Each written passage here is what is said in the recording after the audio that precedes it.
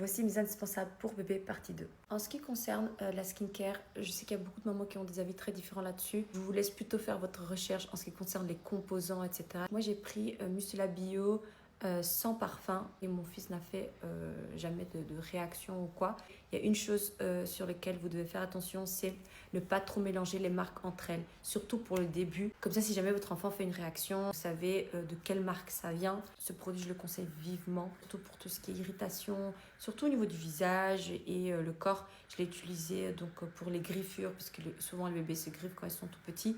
Et franchement, en même pas quelques heures, ça fait tout disparaître. Alors ça, j'ai commencé à l'utiliser récemment. Ça a été conseillé par ma pédiatre. Vu que mon bébé maintenant a commencé à manger, au niveau du siège, c'est plus tous les mêmes irritations comme avec uniquement avec l'allaitement. Pour le bain, alors le bain ça a été toute une histoire chez nous parce que on a acheté je sais pas combien de baignoires. Je vous conseille tout de suite d'investir dans ce genre de baignoire qui soit en hauteur, transportable. Le mouche bébé, je peux que le recommander. Vous n'avez pas besoin d'acheter un qui soit électrique. Celui-là franchement fait très très bien l'affaire. Ça vous allez voir, vous allez l'utiliser tout le temps quand ils sont petits. Au début, moi par exemple, mon bébé il est né via césarienne et donc du coup il avait beaucoup de liquide que je devais nettoyer. Mais c'est très important d'avoir le nez qui soit bien dégagé pour les bébés, surtout les nouveau-nés parce qu'ils ne respirent pas par la bouche.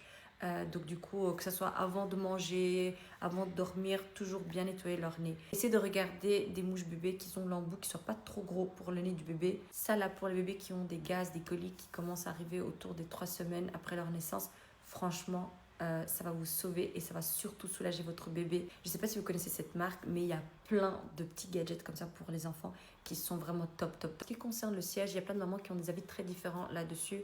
Si vous voulez être très écolo ou pas, je vous laisse vraiment faire votre propre recherche et utiliser ce qui vous semble le plus correct pour votre enfant. Moi, j'ai utilisé les couches de chez Dodot.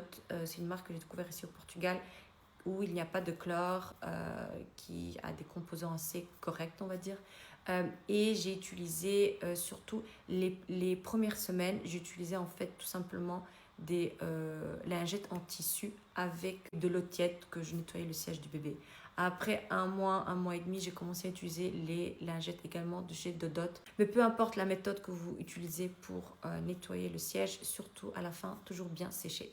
Au niveau transport, j'ai trouvé ça très très utile, la nacelle, on dit ça comme ça, donc la partie en haut comme ça qui se ferme, que ça soit pour le vent, le froid et tout. Je trouvais ça vraiment trop bien parce que vraiment bébé est bien couvert, mais aussi je trouve ça tellement facile en fait parce que je pouvais changer bébé dans la nacelle.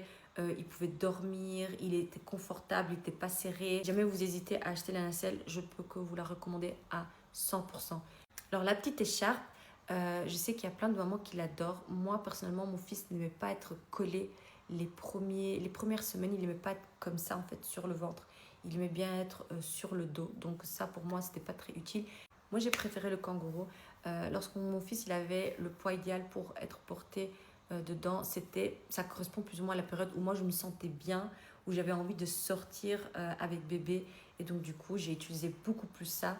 Après, je vais être sincère avec vous, en tout ce qui concerne tâches ménagères, avec ça, j'ai pas réussi à faire grand chose, que ce soit avec ça ou l'écharpe, parce que bébé il est devant, en fait, je pouvais pas me plier, je pouvais pas, je sais pas moi, cuisiner avec, c'était vraiment très compliqué. Donc la seule chose que je sais faire avec, c'est passer à l'aspirateur. Donc voilà, comme ça, mais le reste, c'est pas possible. Le coussin d'allaitement, c'est très très important. C'est pas juste un gadget comme ça, vous pouvez prendre un autre coussin que vous avez à la maison.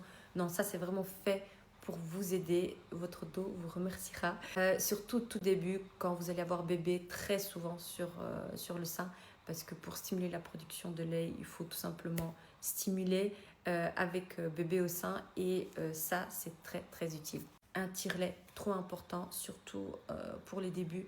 Moi, mon expérience avec l'allaitement était un peu compliquée au début parce que je ne produisais pas assez de lait. Alors ça, je ne connaissais pas, mais c'est encore mieux que le tire-lait. C'est magique. C'est je sais pas qu'on appelle le haka ou haka, je sais plus comment on appelle. Franchement, ça a été une découverte pour l'allaitement. En fait, pendant que vous avez bébé dans un sein, vous placez le récipient, le cup, je sais pas comment l'appeler, sur l'autre côté. Et en fait, ça va recueillir tout le lait qui va couler de l'autre côté. Et je vous assure, c'est énorme. J'arrivais à avoir beaucoup plus de lait comme ça qu'avec le tire-lait. Trop important, une crème pour les tétons parce que vous allez en avoir besoin et celle-ci, franchement, elle était top. Je mettais ça après 2-3 heures, j'avais plus de douleur. un thermomètre très important, surtout rectal, et également avec une tige qui soit un peu mou comme ça, vous risquez de ne pas blesser bébé. Et également celle-ci, je l'adore parce que c'est en 10 secondes, ça vous donne la température.